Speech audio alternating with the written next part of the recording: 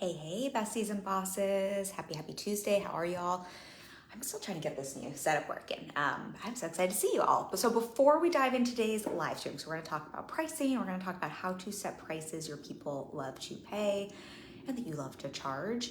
Real quick, some announcements. We have our free masterclass for this month happening next week, where we're diving into a real look or the truth behind a 40K cash month. And I'm sharing 5 of the biggest mistakes. I'm saying mistakes very loosely. I don't believe in mistakes in business, but 5 of the biggest mistakes I made at the start of my business and the lessons you can take away that you can steal for your own 10K or above months.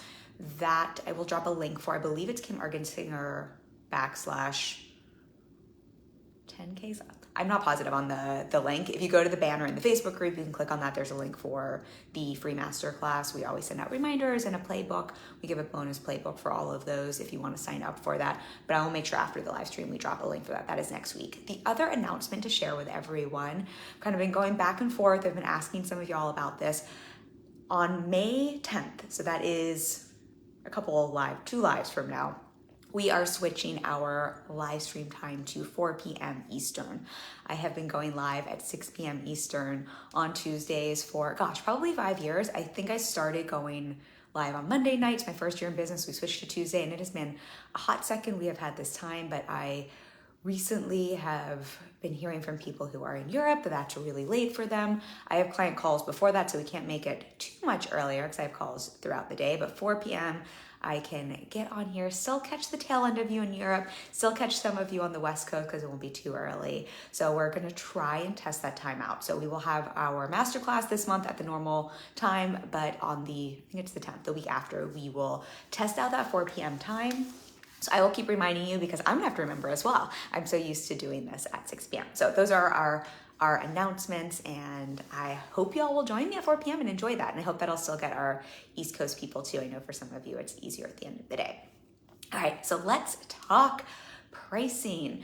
Oh, such a big topic, y'all. And let me just also pull up my notes because got so many things on this, and y'all will have to let me know. Today I want to talk a little bit more from pricing in terms of really my thought process around pricing, some of the things I'm talking with clients about behind the scenes when we're looking at their pricing, how to understand how to set your pricing in a way that feels good and so people love to pay you. And one of the things I said, I think in the email, was also just kind of why I think price your worth is bogus, and really just looking at both the mindset and the strategic lenses for you. So we're not going to say this is what you should charge, but so you have some things you can take away from our live stream to apply to your pricing, so you kind of always know how to look at that. I think pricing is such a big topic. I think there's a mindset, energetic component to it. There's a strategic component. There's a sales psychology, a buying psychology, a human psychology. I mean, there's marketing psychology. There's so much that gets wrapped up in pricing, as well as our own psychology and our own buying persona. So I want to normalize that. We're not going to even attempt to do all of this in one live stream. That's what we're going to cover today, is more kind of that thought process, so you can apply that to your pricings and some things to think about from both the mindset, strategic side of things. But let me know if this is a topic you want to talk about more. I think one of the things that comes up for my clients quite a bit is also understanding when to raise their rates and kind of what some of those markers are on both the mindset side and the strategic side. And I think there's probably more we could talk about there. So just let me know. And I'm always wanting to make sure we're tailoring these to what you need. So if you have questions or you want me to cover that, we can dive into that. I'm also curious other announcement that I forgot. Say hi, leave a comment, leave an emoji, just so I know you're here. We're giving away 1 copy of my sales course, Sell Out Without Feeling Like a Sellout, to someone who joined live today. We'll pick those winners on Thursday and reach out to you. And if you already have a copy and you don't want it, you can pass it on to a friend. But it's a full 6-week sales course. I think it's pretty epic. I know people have sold out without feeling like a sellout using it. So hi, Melissa, nice to have you on. Thank you for waving, and thank you for being here. You are entered. I always forget to share that, but we always have a giveaway. I would love to know from everyone how you feel about pricing. When someone asks you, what are your rates? Are you like, these are my rates, I feel so good sharing them, like, pay me, this feels awesome? Or are you sort of like, what are my rates today? I changed them yesterday, I changed them tomorrow.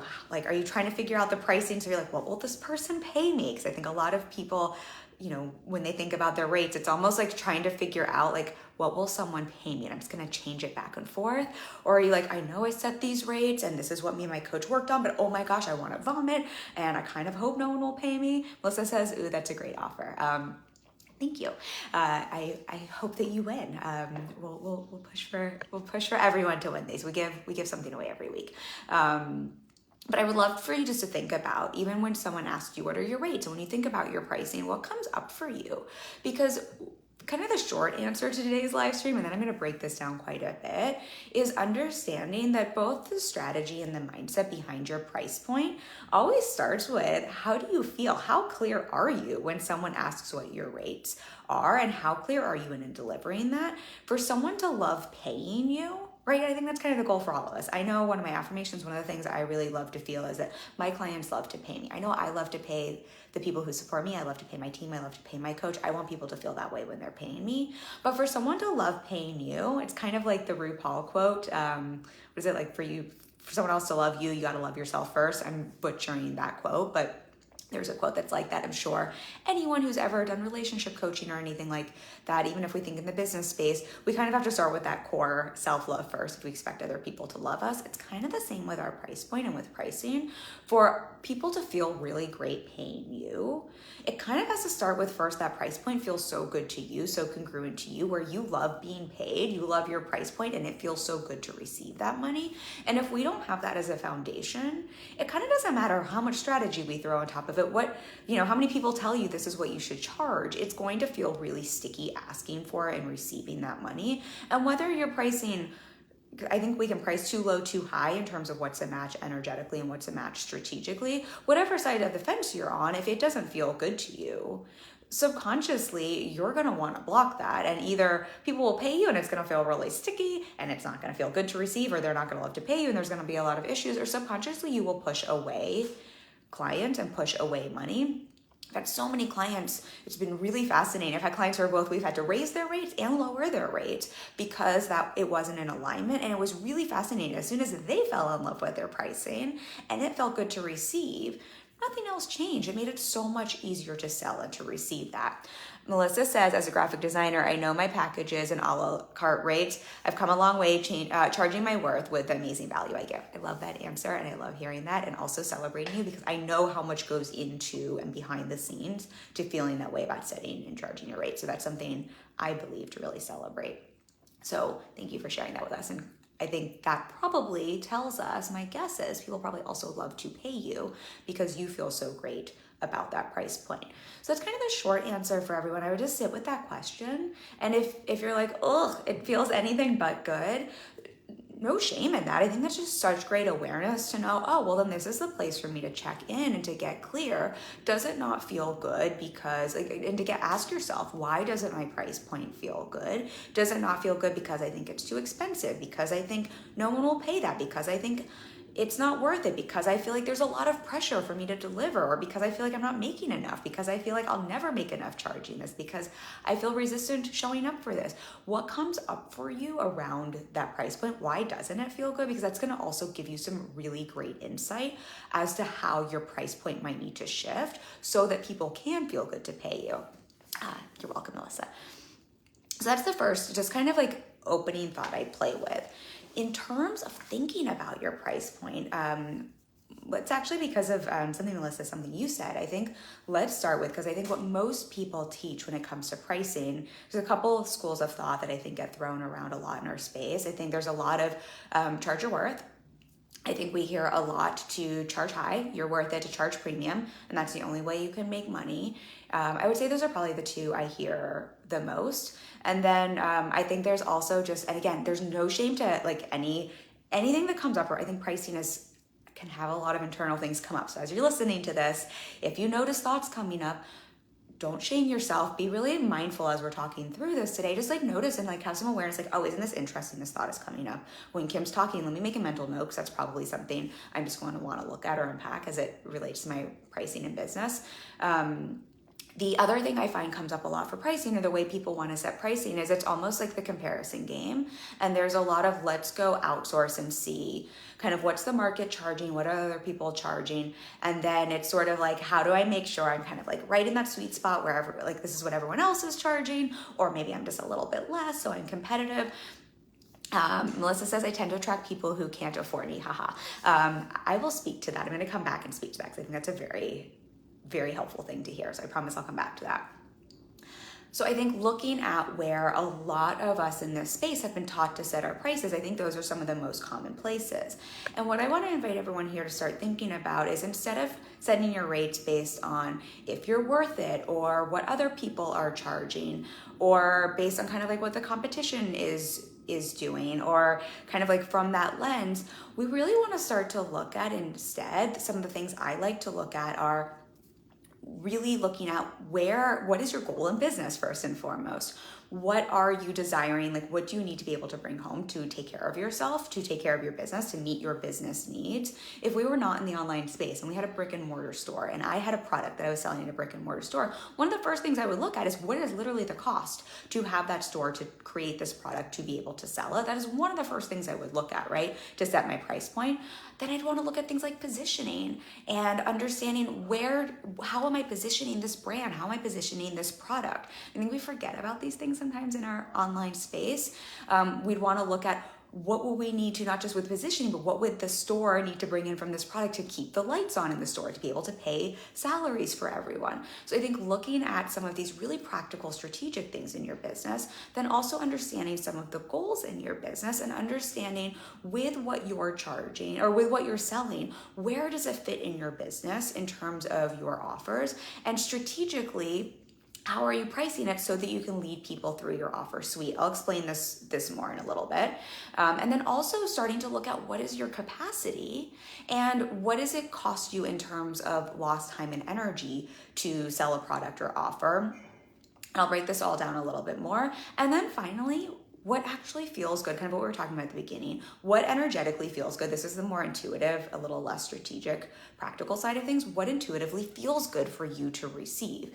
Because what I have found, Danielle Laporte, if anyone knows her work, she had a great book where she talked about the idea of money shoes, and you can have money shoes that are too tight or too big. And if anyone has ever worn shoes that are too tight or too big, either way, you get blisters. And I think we can have the same thing. She calls them money shoes. I think this can happen with pricing shoes, right? We can have pricing shoes that are too small or too big. Either way, it's going to give us business blisters. We want to find what energetically feels good to receive, because if it's too big, even if that makes sense strategically, and that makes sense because the whole industry is telling you that's what you should charge, but it's putting a lot of pressure on you and making you feel like, oh, now I feel like I have to perform and deliver, and I feel like super stressed out.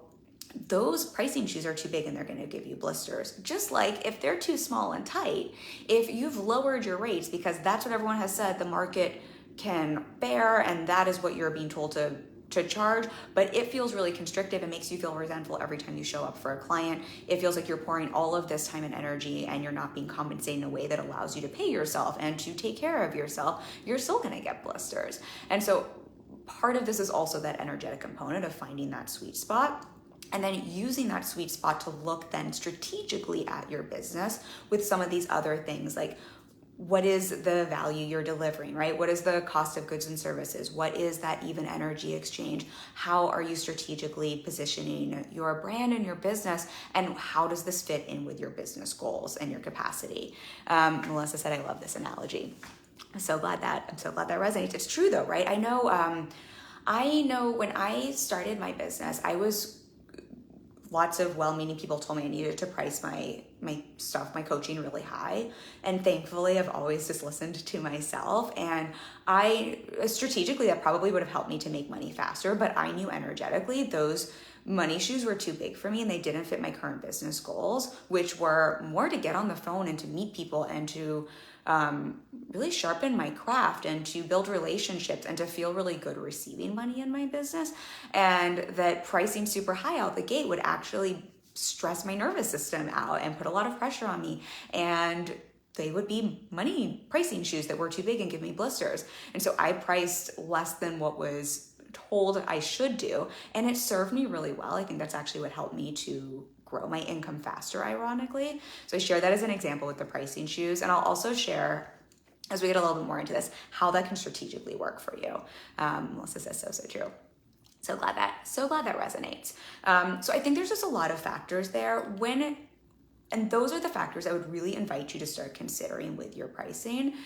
The reason I want to invite you to be mindful of kind of the factors we talked about at the start of this live stream is looking at things like pricing based on your worth I think it comes from a really well-meant place when people teach that. And I think it comes from a place of trying to empower all of us to own our value and to think about value-based pricing.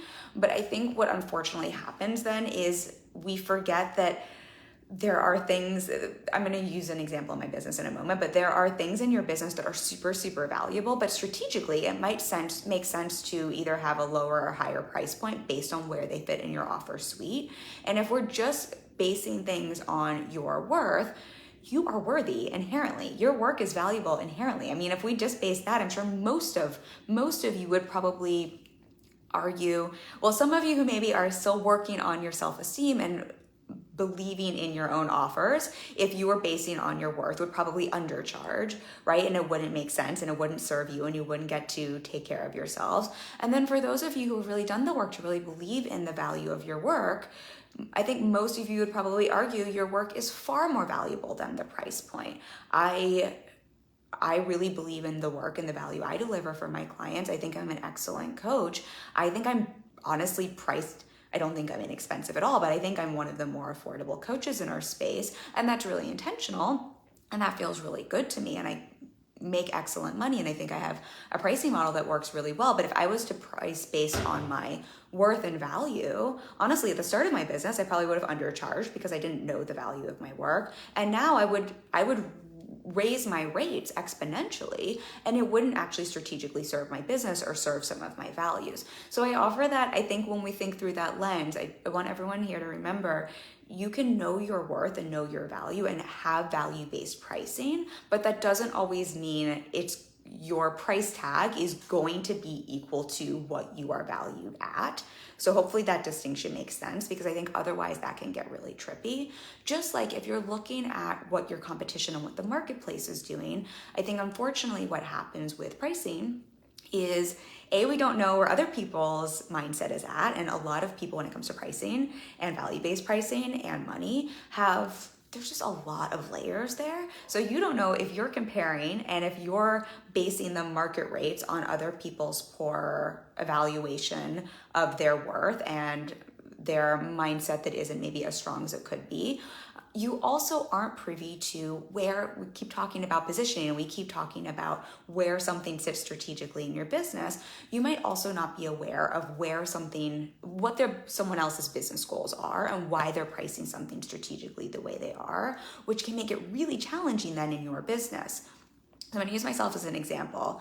Melissa said my business coach helped me a lot with money mindset. I love that. I think that's such a helpful thing to get support around. I'm such a big believer that money mindset, like money is such a big lens for so much of what's going on for us with our mindset. And it's just a really helpful way to view so many things. So I love that your coach gave you that support, because I think it's so transferable to so many areas of business and life, quite honestly. So I'm gonna use myself as an example here for what I'm talking about, just so everyone can just start to think through this thought process when pricing. So we talked a little bit about more of the energetic piece to it, but this is a little bit more on the strategic side. So for example, and this is kind of looking at instead of comparing kind of to what everybody else is charging, looking strategically at what are your business goals and where are your offers sitting in your offer suite so you can price accordingly. So with business goals, I had a past client who talked a lot about the way she would think about pricing is your goal to get butts in seats, or do you not care about much as getting butts in seats and you just want to make some money? Meaning, do you have a business goal of, I want to get people through the door because I want to build up an audience, I want to build up experience, I want social proof, I want testimonials, I want experience, right? I want to build a buzz. If your goal is butts in seats, that's a very different goal than actually we're at capacity. Actually, we don't need butts in seats. Actually, I have kids at home and I don't have that many room. Like, I'm not trying to fill a room with a ton of people. I have space for a few people. I've been doing this for a long time. I don't need a ton more experience. My goal is really less butts in seats, more income through the door. Either one of those goals, you could have the same value, the same experience, even the same positioning in terms of what you're bringing to the table and how you're if you're considered kind of a high touch or a high value or premium offer. But your price point is probably going to be a little bit different if you want to get butts and seats versus if you're at capacity and that is not something that's available, or that's just not something that's as important to you. Even if we were saying you're just starting your business, I have 2 clients right now. They're both in the same phase in business. One is charging very, very, very premium rates because their goal is not butts and seats. They really trust themselves. They don't need all the testimonials. They don't need the experience. They have really strategically priced themselves high because that is a boundary they want around their work. They're not concerned about getting a lot of people through the door. They'd rather 1 or 2 clients at a very high price point. I have another client, kind of same experience, same place in business, who's priced much lower, not because they're not premium, not because they don't have as much experience, not because they're not great at what they do, but their goal is literally butts and seats. What feels really good is they want to be in service. They want, not that the other clients don't want to be in service, but they have kind of the time and capacity, and it really feels good to kind of be in that motion of kind of being in their craft.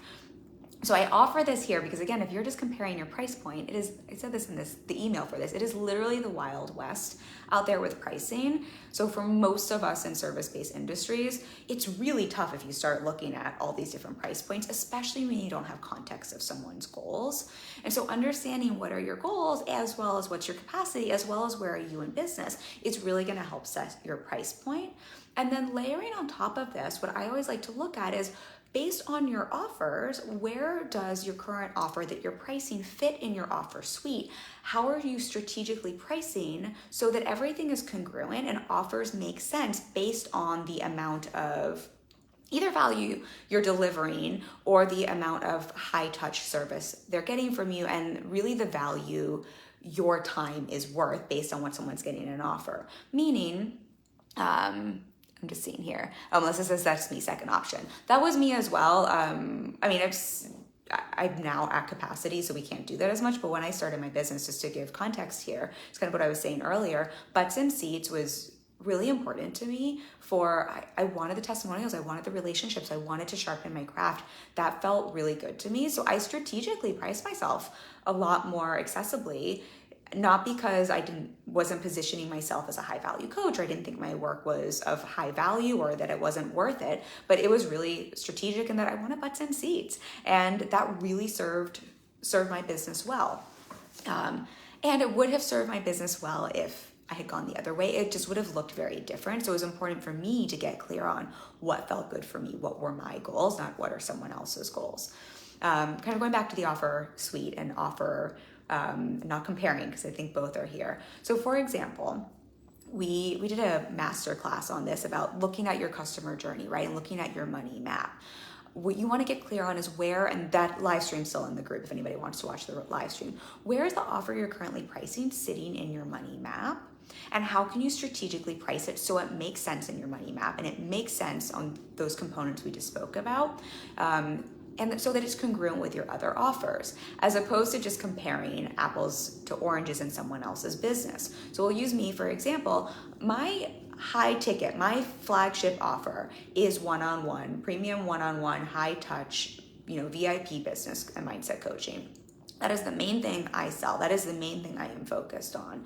So that is going to be, for my business, my most premium offer. It's also where you get the most time and energy from me. We also have, for example, the sales course. I have a 6-week sales course that someone can win today if you just leave your comments, right? That we're giving away. We, at one point, gave that away for free. Now we sell it for $99. It's basically free. I just want you to have some skin in the game just to show up for the course. Now, this is a course that is easily valued. If we just looked at the traditional way of pricing and like what's worth it, and I have 6 years of business experience. I have helped clients scale to $1 million plus. I am excellent at what I do. I think this course is valued at thousands of dollars, right? I did not give it away for free because it was not valuable. I did not give it away for free or sell it for $99 because I think that is the value of the course, or because I don't think it's worth it, or because I don't think I'm a premium brand, or because I was trying to compete with what other people were charging.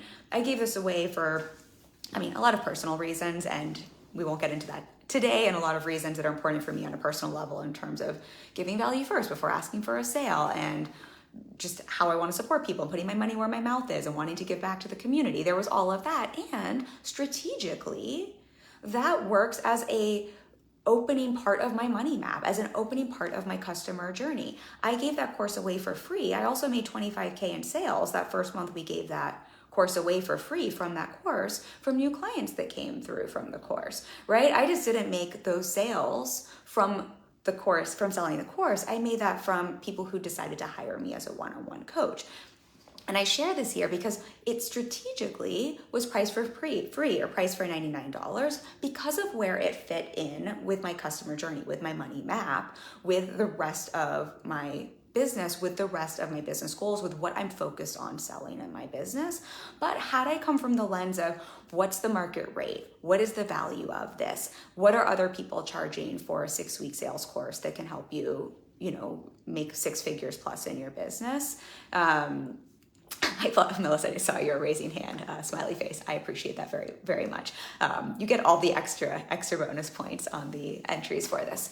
But if I had just priced that course based on, excuse me as I resit here, my leg was falling asleep because I was sitting on it, based on looking at what other people are pricing their sales courses at, or if I had only looked at what do I think this course is worth, what do I think this course is valued at, if I had only looked at, well, I'm worth it, this is valuable, I'm a premium business, I want to position myself from a premium place, or if I had only looked at those components, I probably would have sold that course at $2,000.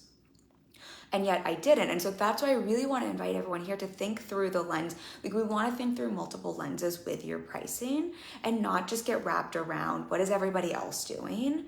And not also get short-sighted in my goal is to make X amount of money, which means I have to price this one thing in a way that helps me hit that income goal, and look strategically at what your offer is doing in your business, in your customer journey, and really what your business goals are, because that's really going to help you pick price points that make it easy for people to pay you, make people love to pay you, right? I always think, how can I make it so easy for people to pay me and love to pay me? That does not always mean have a cheap price. Like, again, my one-on-one coaching, not inexpensive at all, but it's, if I give people other options on the way to that are kind of leading them down that pathway, that are accessible, that are building that relationship, that are congruent with the value, that are helping build those touch points up, it makes it then so much easier for them to pay me down the road. It also makes it feel really good to pay me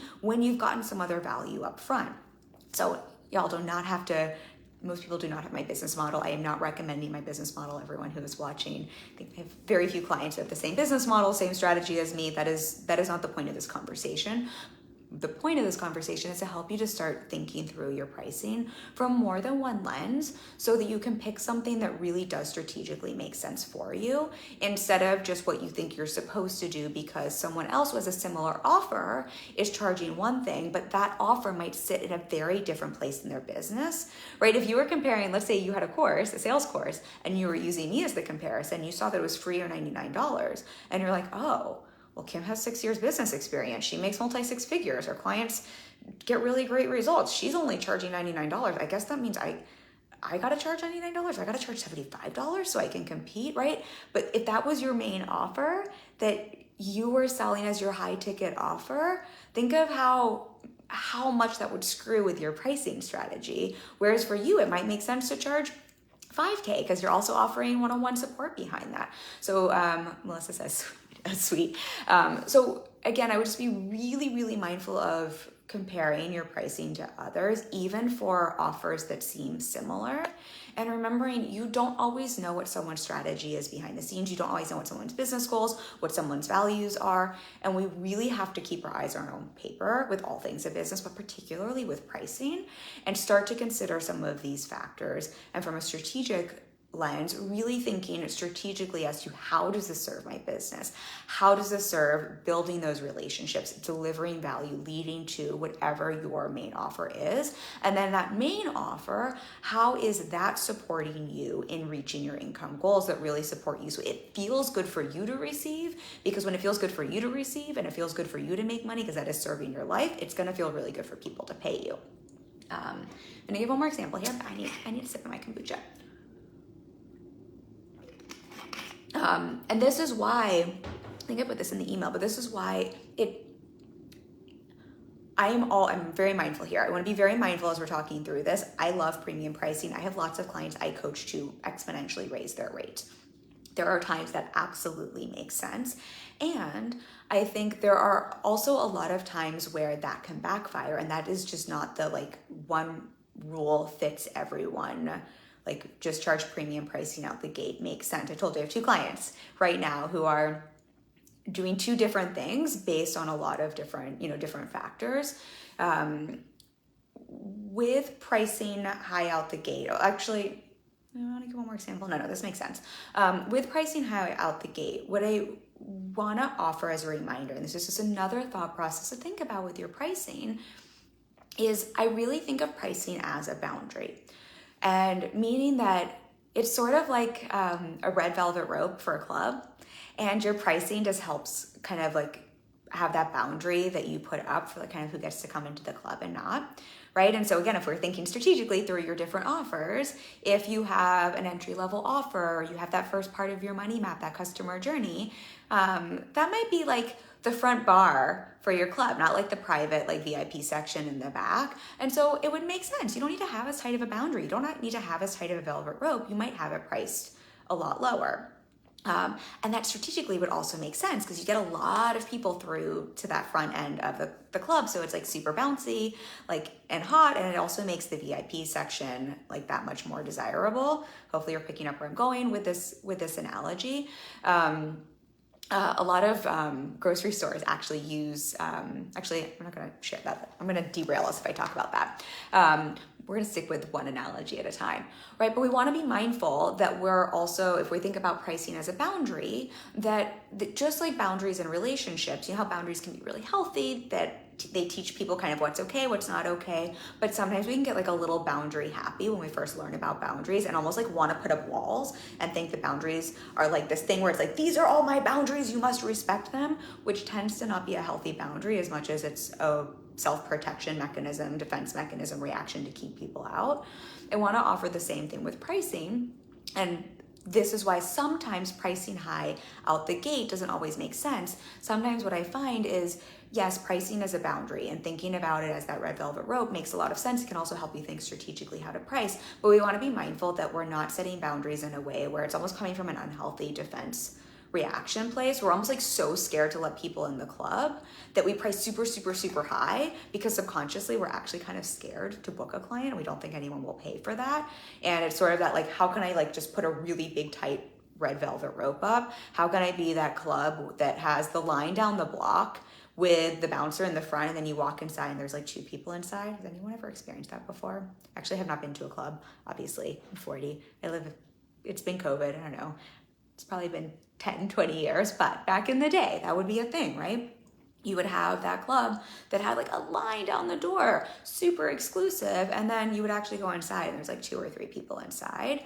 Unless that's actually your business goal, I would just check in with and remember, yes, pricing is a boundary, and we want to, again, think really strategically through where, like, what are we selling people into? If it's that front part of the club, we probably want it kind of hopping. Maybe we don't need to have such a tight boundary. Maybe it makes sense to have that super strict red velvet rope for that VIP room that's kind of in the back that's only for a select few people. And just being mindful of, if we're thinking of pricing as a boundary, if you're just setting super high prices, again, I love me some premium pricing. Most people I know could stand to raise their rates and are undercharging. So that is not, don't take that away from this live stream, but just checking in with where is it coming from? Is it coming from a healthy boundary that strategically makes sense, that energetically makes sense for your pricing shoes as we were talking about? Or is it more of a defense mechanism, a reaction, a way to try to keep people out, or to try to prove your worth, or coming from a pressurized place? That might be a place where we want to look strategically at. I've actually had clients, I've encouraged them to lower their rates before, so we can have a few more people come through the door, but also so it's a little easier on their nervous system. Melissa says it's been a long time. For me too. I think I would probably be miserable if I went to a club now. I've had my business for 6 years, and before that I acted for a decade. So when I acted, I always worked in the bar industry. So I actually worked at a few clubs. I don't know that I actually ever really enjoyed going to clubs I'm too much of an introvert. I like to sit on the corner and just talk to people, which is why coaching is perfect for me. So I'm right there with you. Anyway, I digress there. But I think just thinking through your pricing that way and just seeing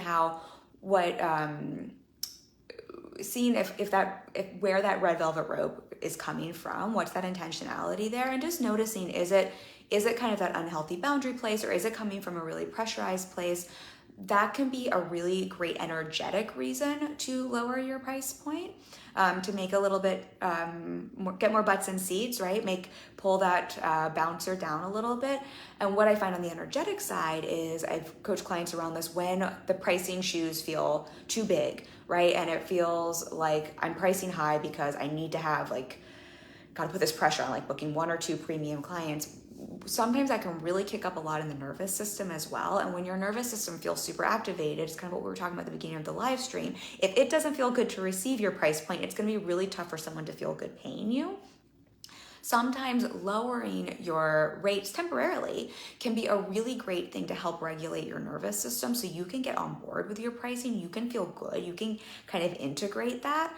And then from there, one of my favorite strategies is then just staircasing your pricing as your system regulates and feels good with it, and as your capacity fills in your business and you are starting to see, oh my gosh, the inside of my club is filling up. We actually need to put a bouncer out there. That's actually a really good indication. It's time to raise your rate. Usually also when your nervous system is also starting to get really regulated to that price point and receiving more money.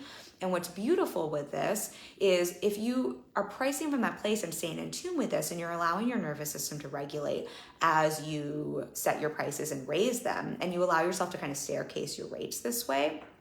Literally had this conversation with a client today where we got clear on her price point and we actually lowered it a little bit so her nervous system could get on board with charging it, and then we just decided she would just raise it as her system integrated. What's really great about this is great for your nervous system. When your nervous system is on board, when your subconscious is on board, it is easier to consciously show up, consciously sell, consciously create clients, feel good selling, and have people receiving money, which makes it easier for people to pay you and feel good paying you. And strategically, this is really, really smart, because every time you raise your rates, that is a really beautiful marketing opportunity. And while I'm all for charging your worth, right? Charging your value, having prices that are premium, that make sense, that pay you well, that allow you to have a life that, that serves you. I really want to be mindful that no one is walking away from this hearing I need to lower my rates, because that's not what we're talking about at all. But when you set them in a way that allows you to staircase them, every time you raise your rates, you have a marketing opportunity. That is such a marketing opportunity to get to go scream to the world why you're great at what you do, why you're raising your rates, why your club is so full, right? That you're so at capacity that you have to put up a velvet rope, that you have to put the bouncer up, that you have to raise your rates because you're at capacity, because there is no room, because people are getting such great results, because people come to your club and they never want to leave, right? When that is the reason you're raising your rates, you get to go shout that loud and proud, and you get to give people an opportunity to get in before the prices go up. And every time you do that, that is such an excellent marketing opportunity that serves your business. And so when you charge high right out the gate, if that's coming from a strategic place that serves you, have at it. Again, I told you I have a client right now. That's what we decided. It makes a lot of sense for them, their business, a lot of factors in terms of the audience they already have. And if that's not you, the beautiful thing is, if you do that, you do miss out on all those marketing opportunities, right? The price point where I'm at now, I probably won't raise my rates because we have the revenue share.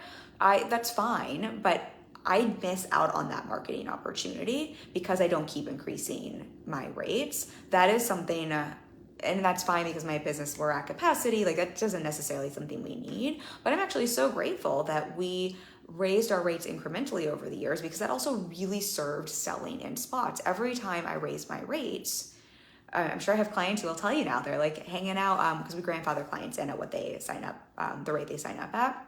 I have some clients who've been with me for a really long time, and they were the clients who got in like at that last spot before rates went up. And it's always been a really great marketing opportunity. So highlighting that as well, again, so you can start to see that things are not one size fits all with pricing, and starting to look at what is that energetic mindset component that helps you set a price point that energetically feels good to receive, that you can hold, that you can charge, that you can sell to, but also starting to look at some of those strategic components. So you're not just kind of blindly feeling like I'm supposed to price this way, or this price point is how I tell people I'm good at what I do, and seeing some of these other factors that can come into play. So you can really leverage pricing as a really fun tool, a really fun marketing tool, a really fun piece to play with, as well as obviously the thing that allows you to get paid and make money.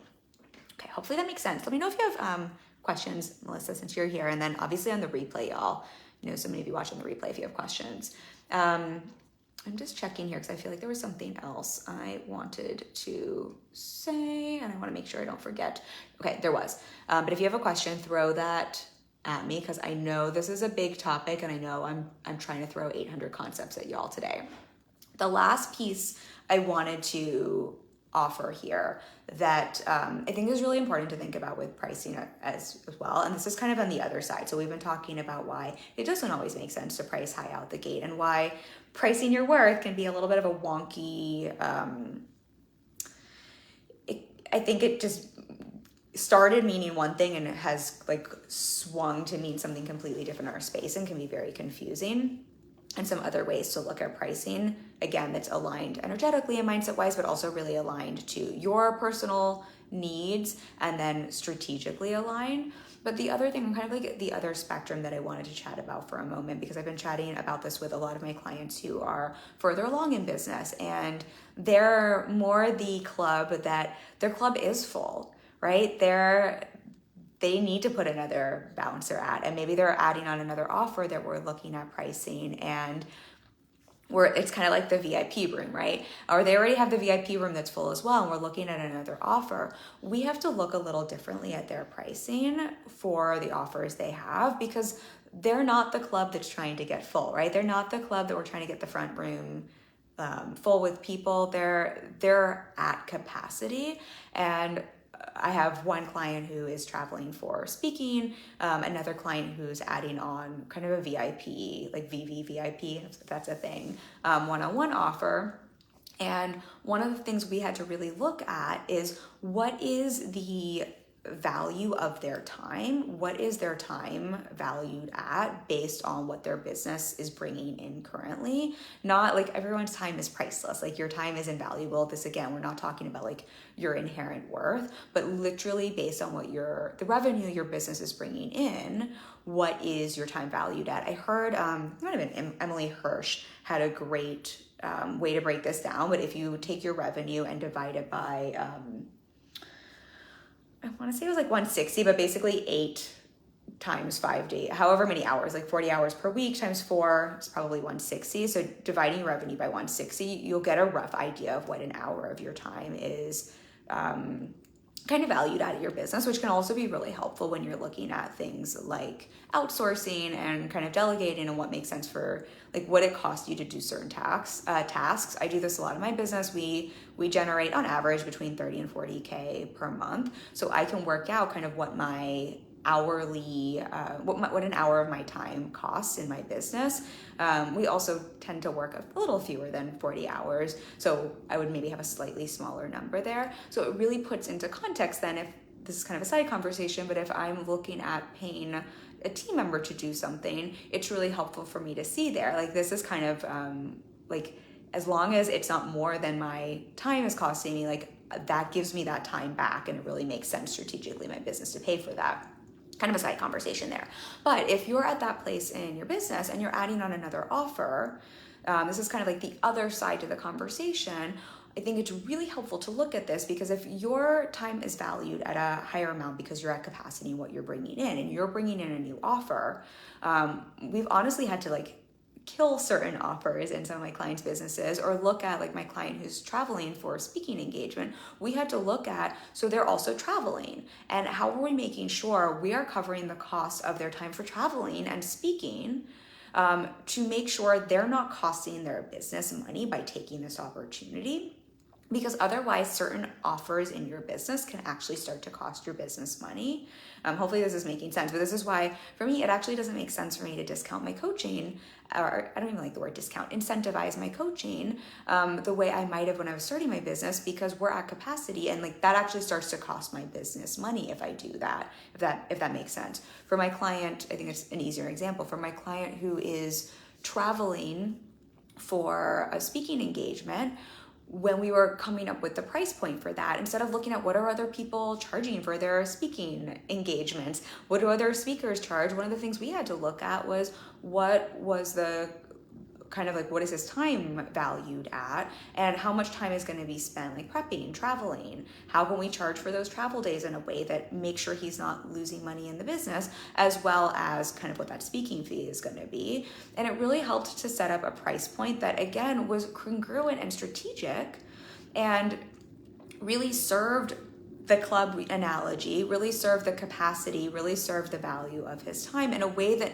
made sense, as opposed to just like plucking numbers from the air, but also really made sense that if he was going to take this opportunity, he wasn't going to lose money in the business by taking this opportunity, right? Like that wouldn't actually make sense. I think sometimes we don't realize that, where it's so easy to be like, this is super exciting, and not to realize, oh, if it's one of the reasons I don't pursue a lot of speaking, quite honestly.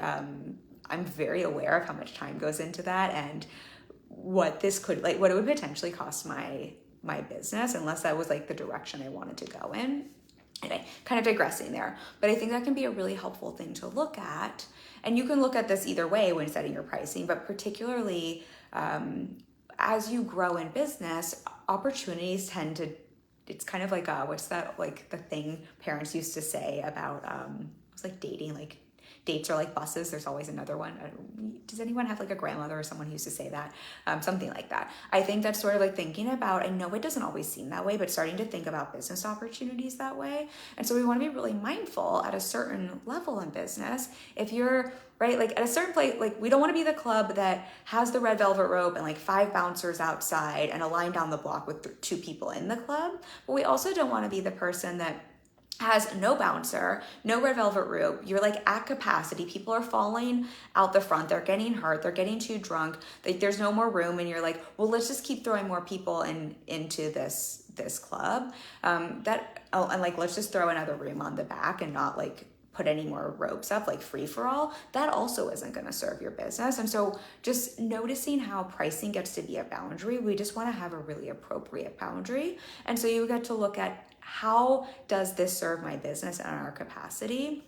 If we need to fill the club, right, you can, and if we need to fill the front end of your money map and your customer journey, thinking through that lens. If you're at the place where your club is full, really being mindful that you're not costing your business money by the way you're pricing your services, and really looking at making sure you're pricing your services in a way. For a lot of you who are, Melissa, you said you're a designer, so you're probably actually a great example of this, right? You probably have very limited hours in terms of and how many clients you can take on at any given time, and you probably pour a lot into your work. You have a VIP room, right? Your time is valued at a certain amount with your clients, and I know you know this, but I'm just using it as an example because you're here. And taking that into account is probably also how you set your prices. If you only set your prices based on like what people would pay or what other people are charging, it might actually start to cost you as a business owner money to take on clients because there's no more capacity. So hopefully for everyone that makes sense, because I think that's kind of the other side of where we want to think about things with pricing, and just being really mindful, because again, kind of like the core concept here is when your pricing feels in alignment with you, when it feels energetically good for you to receive, when it feels like you're not going to feel resentful to show up for things, and it's also serving your business so you can pay your expenses and it serves your life, and when it serves your business goals and kind of that what we were talking about strategically, when that all feels good, it is a lot easier for people to feel really good paying you.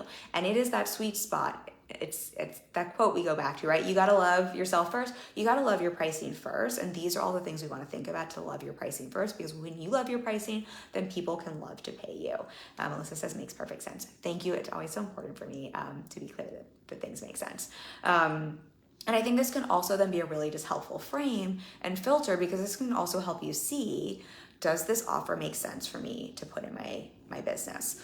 I just had one client where we literally went through this whole exercise, this last piece we're talking about, and we realized that she would have to charge so much for it not to cost her business money. And that did not feel in alignment for her with the offer. And that also put a lot of energetic pressure on her, that she decided it wasn't an offer that made sense at this point in her business. Even though it was a beautiful offer and a great idea, it literally didn't make sense. And so I think in that way too, thinking through some of these questions can be really helpful when opportunities are kind of like a bus in that way in business. And I know it doesn't always feel that way, but when you can start to think that way, you can just wait for the right opportunity bus and the right pricing bus that makes sense for you, that makes sense for your business. All right, what time is it? I've been long-winded today. I'm gonna give one last final thought to close out on. And then if you all wanna hear more about pricing and kind of like thoughts about when to raise your pricing, let me know, because we can always do a live stream in May.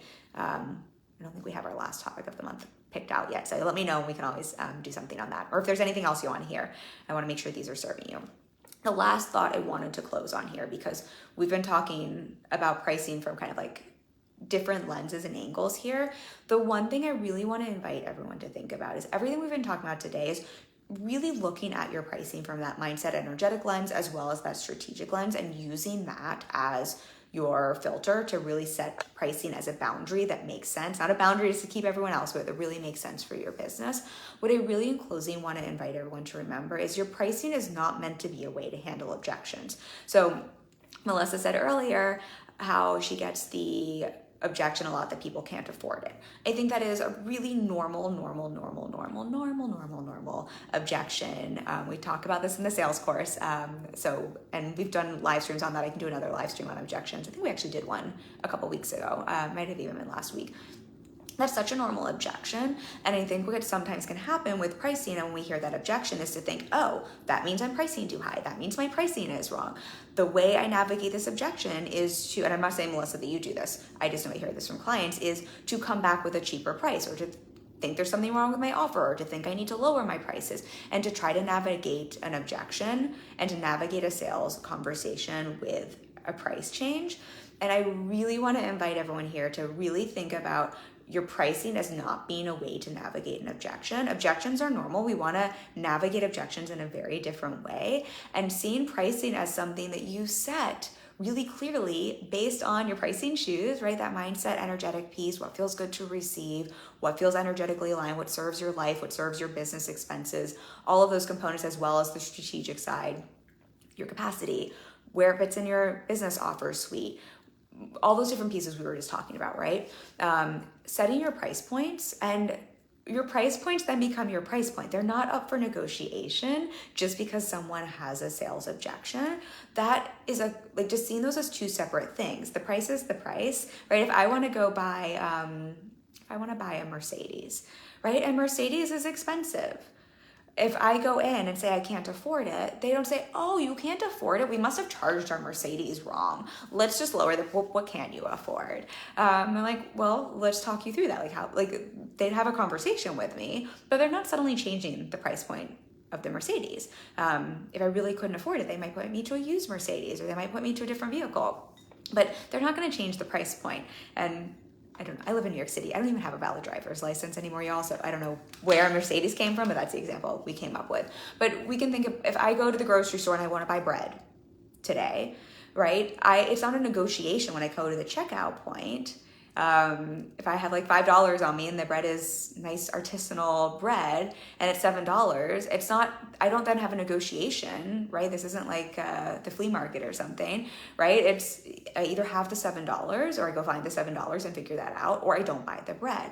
And so I want to invite you to think about your pricing that way, and then to navigate sales objections and to navigate what comes up with, the price point, and see that as something completely different, but not as now a reason to go change your price point. The only reason I would invite you to change your price point is kind of what we were talking about earlier. Either strategically you're setting up an incentive because it strategically is something you have decided ahead of time as a marketing strategy, or because you realized your money shoes are way too big and it's causing you stress or pressure, or it doesn't strategically fit in your offer or your offer suite, right? Those are reasons to change your price point.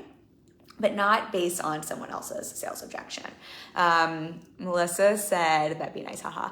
Yeah, if we could just like negotiate that, I think that's what you were talking about. So that's what I wanted to close on, because I think that's always helpful with pricing. I think sometimes that's like the first thing we want to do in sales. And I really want you to start to see these as two separate pieces of the business puzzle, right? And thank you, Melissa. I saw earlier you said so much value. Thank you. Thank you for saying so. I'm so happy to have you here. I always get to love to have these conversations. Everyone watching on the replay as well, thank you for hanging. Remember, if you leave a comment, you will be entered to win Sell Out Without Feeling Like a Sellout. You're going to have to keep up with Melissa because she gave a whole lot of comments, and oftentimes my team picks and tallies up the number of comments. So just saying. But we'll pick a winner for that. Don't forget, if you want to sign up for our free masterclass, which is next week, the truth behind a 40K cash month and the 5 biggest business mistakes I made in the lessons you can steal for your own 10K months. I'm butchering that title. I'll drop a link for that. I would love to have you. And then if you have questions, throw them at me. And gosh, I think that's all the things. And I always love to say, if any of you want more support with your pricing strategy from the energetic standpoint as well as the strategic standpoint, and want support with your business so you're able to make more money in a way that feels good, to sell in a way that feels good, so you're actually not just pricing but booking in those clients who love to pay you and it's feeling good on both sides. That is what I support clients with all day long. I'll drop a link for a discovery call. We opened up 2 spots for May. We might still have one available. I'm talking with someone, but I'll put a link down here. Either way, book yourself in for a call. I think we still have one more spot. And if not, we can put you on the wait list for a spot in June. I would love to connect with y'all. Melissa says, can't wait. Thank you again for being here. I love you all so much. I'll be back next week with our masterclass. Bye.